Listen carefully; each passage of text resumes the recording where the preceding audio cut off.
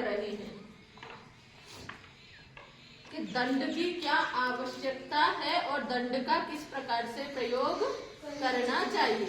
यदि दंड का सही प्रयोग हुआ है तो उससे राज्य में सुख, शांति, ऐश्वर्य की प्राप्ति होती है, और यदि दंड का सही प्रयोग नहीं हुआ है तो दुख, अराजकता की व्याप्ति हो जाती है। और जो राजा दंड का सही प्रयोग करता है और अपनी प्रजा को त्रिवर्ग यानी धर्म, अर्थ, काम, मोक्ष की प्राप्ति में सहायक होता है, वही राजा जो है राज्य के सुख को प्राप्त करता है। नहीं तो राजा भी स्वयं दंडित हो जाता है, यानी राजा भी स्वयं क्या बोलते हैं, पराजय को प्राप्त हो जाता है। जैसे हमारे पास में एक बहुत बड़ा उदाहरण है, आप सभी परिचित हैं, उदाहरण तो अनेक है। मगध साम्राज्य का धनानंद का राजा था ना, दंड का सही प्रयोग नहीं करता था, तो फिर क्या हो गया, वही प्रजा ने क्या कर दिया, उसको राज्य पद से च्युत कर दिया, हटा दिया, गिरा दिया, तो वो राज्य का सुख, ऐश्वर्य भोग नहीं पाया। तो यदि कोई भी राजा अपने राज्य का सुख प्राप्त करना चाहता है तो धर्म, अर्थ, काम, मोक्ष में जो 3 पुरुषार्थ हैं उनके लिए, प्रजा की उन्नति के लिए उसको प्रयास करना होगा। आगे है दंडो ही सुमहत्तेजो दुर्धरश्चाकृतात्मभिः, दंडो ही सुमहत्तेजो दुर्धरश्चाकृतात्मभिः, धर्माद्विचरितं हन्ति, धर्माद्विचरितं हन्ति, नृपमेव सबान्धवम्, नृपमेव सबान्धवम्। वही बात जो अभी मैं कह रही थी ना, कह रहे दंड क्या है, बहुत तेजस्वी होता है, और वो क्या है, दुर्धरश्च, दुर्धर यानी उसको धारण करना कोई आसान काम नहीं है, आसान बात नहीं है। और किसके, अकृतात्मा भी, जो कृतात्मा नहीं है उनके द्वारा उसको धारण नहीं किया जा सकता है। अब कृतात्मा कौन है,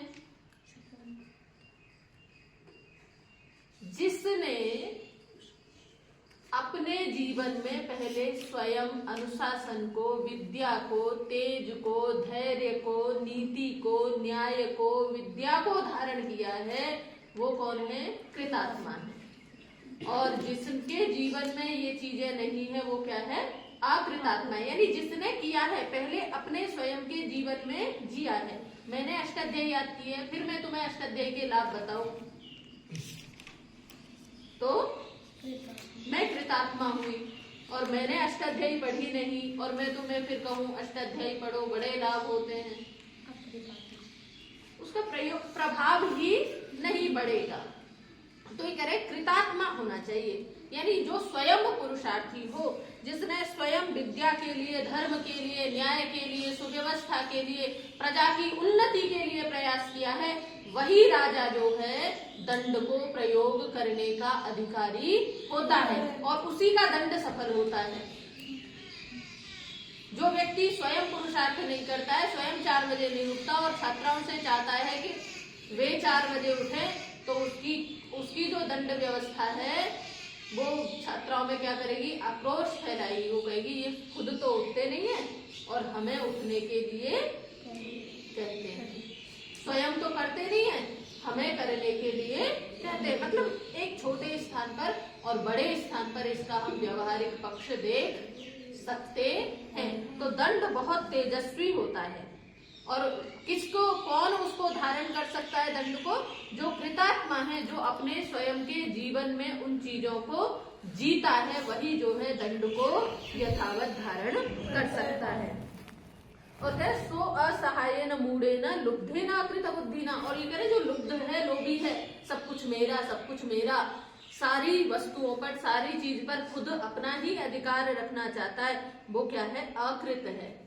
और अकृत बुद्धि वाला है, यानी उसकी बुद्धि जो है कार्यों में चलती नहीं है, वो केवल बिस्तर में सोने में चलती है, आलस्य के कार्यों में चलती है। तो जो कृत बुद्धि है उसी के द्वारा जो है दंड प्रयोग कर सकते हैं। और जो अकृत बुद्धि है, जो लोभी है, जो मूढ़ है, मूर्ख है, अज्ञानी है, वो क्या कह रहे हैं, और जो क्या है, असहाय है।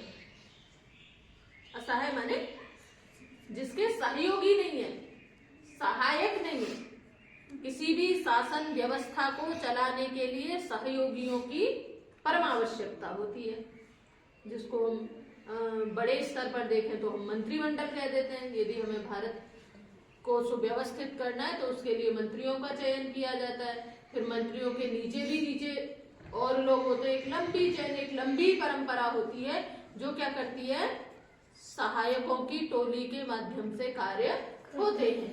तो ये कह रहा है जो असहाय है, जो मूर्ख है, लोभी है, अकृत बुद्धि है, उसको क्या करते हैं, वो क्या होता है, सबांधवम, बंधु बांधवों से अकेला नहीं मरता है, अपने कुनबे को भी साथ में लेकर के मरता है। रावण का उदाहरण देख लो, रावण अकेला मरा, उसका पूरा वंश समाप्त हुआ। दुर्योधन अकेला मरा, दुर्योधन का भी पूरा वंश समाप्त हुआ, सारे भाई बंधु सब खत्म हुए, और अड़ोसी पड़ोसी जितने भी उसके सहयोगी थे, जितने भी उसके पक्षकर थे, वो सारे के सारे विनाश को प्राप्त हुए। यानी गलत व्यक्ति का जो सहायता करता है, अधार्मिक के साथ में जो चलता है, उसका भी पतन होता है। हमेशा धार्मिक व्यक्ति के साथ में चलना चाहिए, हमेशा तेजस्वी व्यक्ति के साथ में चलना चाहिए, बुद्धिमान व्यक्ति का सहयोग करना चाहिए, धर्मात्मा का सहयोग करना चाहिए, कभी भी अधार्मिक का सहयोग नहीं करना चाहिए। अधार्मिक का सहयोग करेंगे तो हम खुद भी विनाश को प्राप्त होंगे। एक कहावत है, क्या बोलते हैं, कोयले की खान में कितना भी सयाना जाए, एक लीक काजल की लागे है।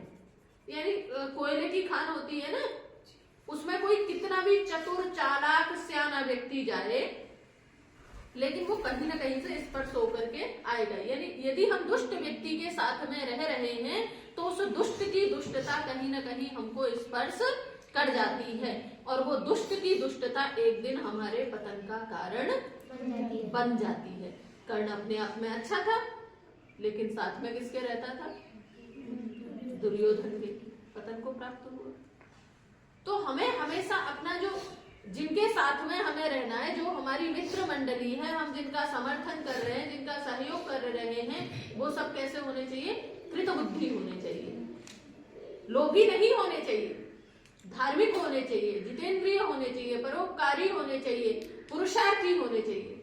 हमें इस बात का विशेष ध्यान रखना है, यदि हमें अपने जीवन में उन्नति चाहते हैं हम, और अपने जीवन को सफल बनाना चाहते हैं, तो हम कभी किसी लोभी लालची अधार्मिक के साथ में ना फंस जाएं। और ये कह रहे हैं, ऐसा जो व्यक्ति है, ऐसा जो राजा है, वो न्याय पूर्वक अपनी प्रजा को लेके भी नहीं जा सकता, और फिर उसकी प्रजा क्या होगी, विषयेषु सक्तेन, वो राजा कैसा हो जाता है, विषयों में आ सकते हैं। अब जो व्यक्ति स्वयं विषयों में फंसा हुआ है, वो अन्यों को विषयों से नहीं निकाल सकता। मैंने अभी आपको कहा, जिस व्यक्ति के जीवन में खुद अनुशासन नहीं है, वो दूसरों को अनुशासन का पाठ नहीं पढ़ा सकता। जिस व्यक्ति के जीवन में स्वयं पुरुषार्थ नहीं है, वो अन्यों को पुरुषार्थ नहीं सिखा सकता। जो व्यक्ति स्वयं यज्ञ नहीं करता है, वो दूसरों को यज्ञ का उपदेश नहीं दे सकता। उपदेश तो देगा, ऐसा नहीं उपदेश देने से कोई उसे रोक लेगा, पर उसका उपदेश फलित नहीं होगा।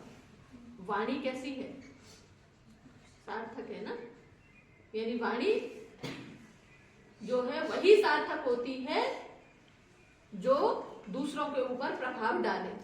अब जिसके जीवन में ही तप नहीं है, त्याग नहीं है, विद्या नहीं है, पुरुषार्थ नहीं है, उसका व्यवहार, उसकी वाणी भी क्या है, नहीं बोलती है। उसकी वाणी भी बोल करके क्या हो जाती है, विफल हो जाती है। नहीं तो लोगों को बोलने की आवश्यकता नहीं होती, उनके आचरण ही क्या कर जाते हैं, बोलते हैं। ये लोग वो बिना कुछ कहे ही उनके आचरण से ही शिक्षा प्राप्त कर लेते हैं, विद्या प्राप्त कर लेते हैं, धर्म को का अनुसरण कर लेते हैं। जैसे मैं कहूँ, आचार्य सत्यजीत जी हैं, मैं कभी उनसे वैसे साक्षात पढ़ी नहीं हूँ, ना कभी उनके सानिध्य में रही, लेकिन उनके आचरण से मैं, उनके व्यवहार से क्या हूँ, प्रभावित हूँ। तो दूर से रह करके भी उनका व्यवहार, उनका आचरण क्या करता है, मुझे शिक्षित करता है। अन्य जो बड़े बड़े गुरुकुलों के जितने भी समाज में प्रतिष्ठित विद्वत वर्ग हैं, गुरुजन हैं, मैं किसी की शिष्या नहीं रही, लेकिन मैं अपने आप को उनकी शिष्या मानती हूँ, क्योंकि मैं उनके जीवन से हमेशा प्रेरणा लेती हूँ, उनके जीवन से मैं कहीं ना कहीं शिक्षा को प्राप्त करती हूँ। तो हमारा जिससे भी हम, जिसके भी व्यवहार से, जिसके भी चरित्र से हम शिक्षा ले रहे हैं, हमने कभी उनसे शाब्दिक शिक्षा नहीं ली ना, हम जिससे भी सीख रहे हैं यानी उसका क्या कर रहा है, हमें आचरण हमें सिखा रहा है। तो जो तेजस्वी व्यक्ति होते हैं, जो विद्वान व्यक्ति होते हैं, जो धार्मिक व्यक्ति होते हैं, उनका आचरण ही क्या कर देता है, शिक्षा दे देता है, उनको बोलने की आवश्यकता नहीं होती है।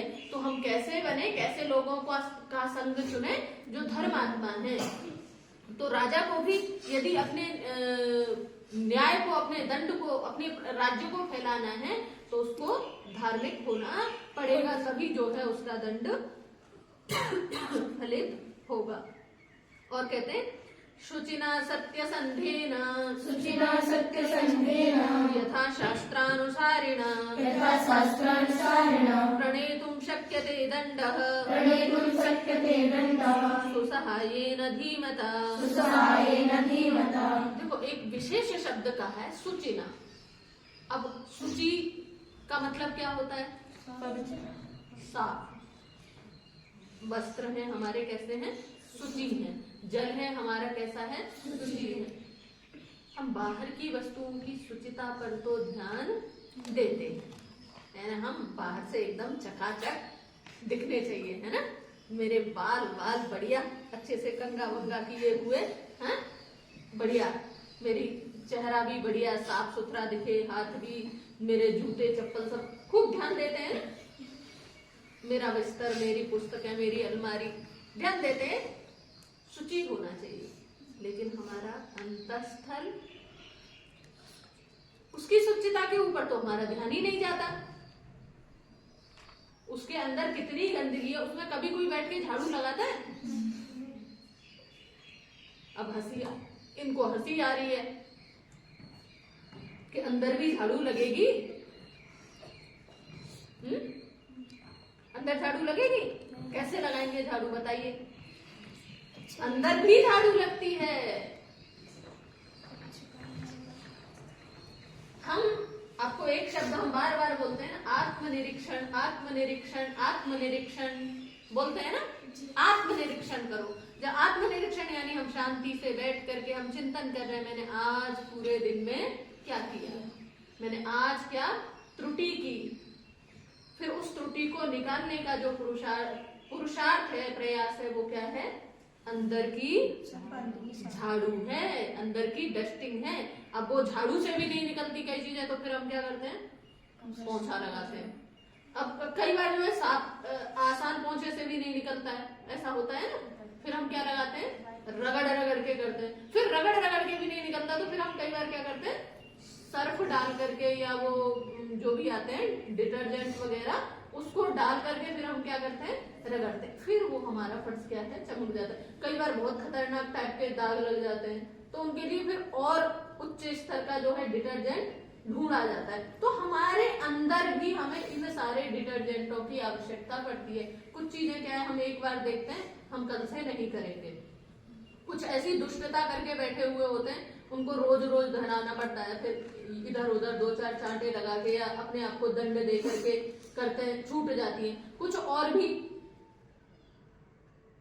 बड़े प्यारे होते हैं हमारे, तो उनके लिए फिर हमें घिसाई करनी पड़ती है, और ऊंचे स्तर का यानी योग है, ध्यान है, प्राणायाम है, उसका प्रयोग करना पड़ता है, तब जाकर के वो छूटते हैं। एक श्लोक मैंने आपको पहले भी बताया था, दह्यन्ते ध्मायमानानां धातूनां च यथामलः तथेन्द्रियाणां दह्यन्ते दोषाः प्राणस्य निग्रहात्। प्राणायाम की बहुत महिमा है।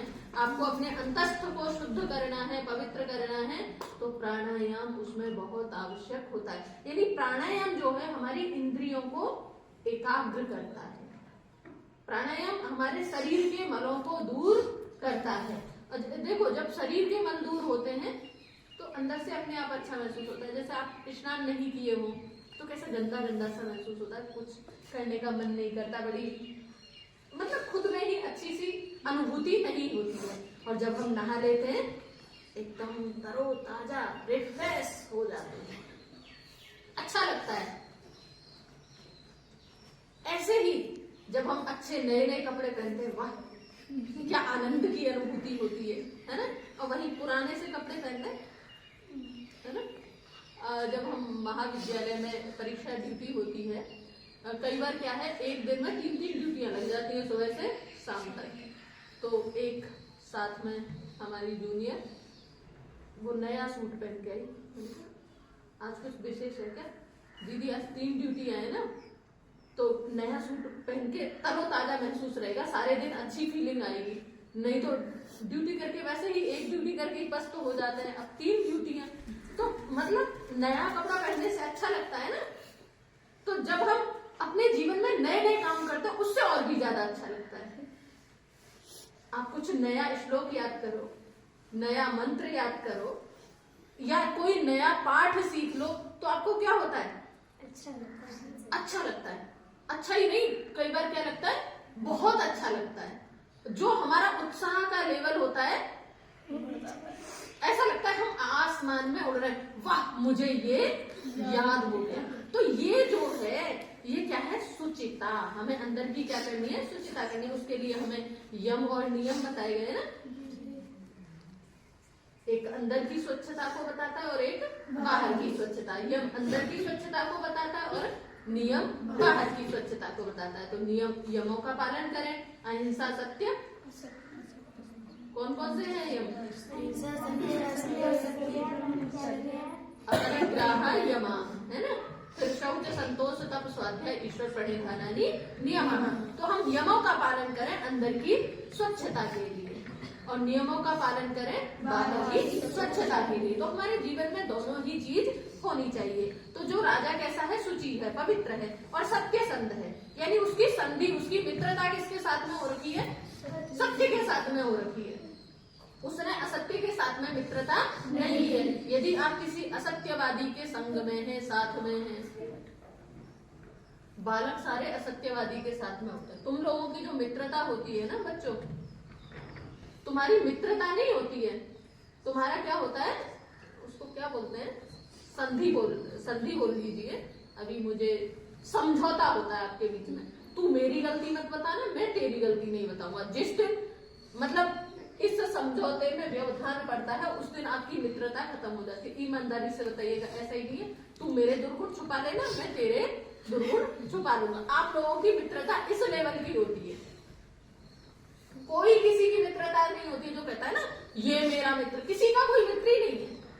एक समझौता कर रखा है, तू मेरी गलती नहीं बताएगा, तू मेरी गलतियां छुपा लेगा तो मैं तेरी छुपा लूंगा। जिस दिन तुमने उसकी गलती बता दी, उसी दिन उसकी मित्रता आपके साथ में खत्म।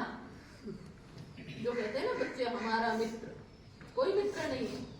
तो क्या आपको संधि किसके साथ में करनी है, सत्य के साथ में संधि करनी है। मित्रता किसके साथ में करनी है, सत्य के। जो बच्चा सत्यवादी है, जो अच्छा पढ़ता है, जिसका व्यवहार अच्छा है, जिसका आचरण अच्छा है, ऐसे बच्चे के साथ में आप संधि कीजिए, ऐसे बच्चे के साथ में मित्रता कीजिए। और क्या ऐसा है, जो यथाशास्त्रानुसारेण, जो शास्त्रों के अनुसार अपने जीवन को जीता। शास्त्र केवल पढ़ने के लिए नहीं होते हैं, पढ़ लिया, परीक्षा में लिख दिया, इसके लिए नहीं है। शास्त्र किसके लिए है, जीवन में धारण करने के लिए शास्त्र होते हैं। तो ये कह रहे हैं, ऐसा जो राजा है, जो स्वयं क्या है, पवित्र है, जिसके जीवन में स्वयं कोई कालुष्य नहीं है, जिसने सत्य से संधि की हुई है, जो शास्त्रों के अनुसार चलता है, और ऐसे राजा के द्वारा ही दंड का प्रयोग किया जा सकता है। और कैसा, जो सहायक है, सुसहायेन धीमता, सहायकों के साथ में, और धीमता बुद्धिमान, और सहायक भी कैसे होने चाहिए, बुद्धिमान होने चाहिए, उसकी तरह ना हो, बंदर की तरह। कहानी पढ़ी होगी ना, एक राजा का एक बंदर क्या था, मित्र था, सेवक, पढ़ा है ना। अब मूर्ख सेवक था तो बड़ा आज्ञाकारी और वो, लेकिन उसने देखा एक मक्खी क्या है, उड़ ही नहीं रही है, तो उसने उसका क्या कर दिया। ऐसे मूर्ख जो है सेवक, मूर्ख सहायक नहीं होने चाहिए। सहायक कैसे होने चाहिए, बुद्धिमान होने चाहिए, हनुमान जैसे सहायक होने चाहिए। भगवान श्री राम के हनुमान सहायक थे ना। श्री राम जी ने बस इतना सा कहा था, सीता जी की खोज करके लानी है। क्या कहा था, इतना ही बताया था कि सीता को खोज के आना है। ये नहीं कहा था रावण के सारे बल का पता लगा के आना है, रावण की सारे आदि शक्ति को खत्म करके आना। जो हनुमान जी ने लंका में जाकर के जो भी कांड किया ना, वो सारा एक्स्ट्रा ऑर्डिनरी वर्क था।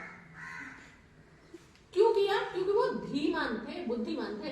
भैया इन्होंने किससे पाला लिया, इनको पता तो चलना चाहिए रावण को। यानी उनके अनुज, उनके सेवक ही ऐसे हैं जो रावण की लंका को जला दें, हिला करके रख दें। जब वो खुद आएगा तो क्या करेगा तो पहले ही समझ जाए। ये बुद्धिमान सेवक होने चाहिए। इसको जो कहते हैं ना, आप लोगों को काम दें कि बेटा वहां गिलास पड़ा है उठा लेना, तो उतना ही जाकर के गिलास पड़ा उठा लिया, गिलास के आसपास में जो पड़ा वो नहीं देखना। तो ये क्या है? ये बुद्धिमानी का लक्षण नहीं है जी। आपने तो गिलास उठाने के लिए कहा था। एक संस्कृत में उक्ति है, काकेभ्यो दधिरक्षताम। क्या है? काकेभ्यो दधिरक्षताम। पंचतंत्र में एक कहानी आती है। एक माँ जा रही थी, अपने बच्चों से कहा, बेटा ये दही रखी है, इसकी किससे रक्षा करनी है? कौन से दही की रक्षा करनी है, कोई झूठा ना कर जाए। कुत्ता आया, दही को पी गया। बोला क्या हुआ? भैया माँ तूने तो ये कहा था कौन से बताने, तूने ये थोड़ी कहा था कुत्तों से दही की रक्षा करनी। यही बात है ना, यही आप लोग भी करते हैं। दीदी आपने तो यही तो कहा था, ये थोड़ी कहा था वहां से सारा सामान उठाना है या क्या करना है, क्या है ना। तो कैसा बनना है हमें? बुद्धिमान बनना है, हनुमान बनना है। यानी इशारों से बातों को समझना है। तो इशारों से बातें समझता है, काम करता है, वो क्या है? बुद्धिमान है। बाकी तो फिर सारे क्या है? फिर काकेभ्यो दधिरक्षताम। चलिए, तो ऐसा जो राजा है, जो जिसके बुद्धिमान सहायक है, वही जो है विजय को प्राप्त होता है। वही राज्य, उसका राज्य में ही सुख शांति ऐश्वर्य होता है। आज के लिए इतना ही रखते हैं, आगे कल करेंगे।